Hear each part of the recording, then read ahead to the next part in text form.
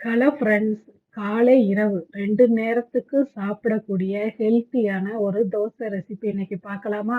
அதுக்கு பச்சரிசி, புழுங்கரிசி, கடலைப்பருப்பு, பச்சைப்பயிறு, உளுந்தம்பருப்பு நல்லா கழுவிட்டு 3 மணி நேரம் இது எல்லாத்தையும் ஊற வச்சு எடுத்துக்கலாம். 3 மணி நேரம் கழிச்சு மிக்ஸி ஜார்ல சேர்த்துக்கிட்டு 1 ஸ்பூன் சோம்பு சேர்த்து இத கொஞ்சம் கரகரப்பா அரைச்சு எடுத்துக்கலாம். மிக்ஸி ஜார கழுவி தேவையான அளவு தண்ணி ஊத்திக்கலாம்.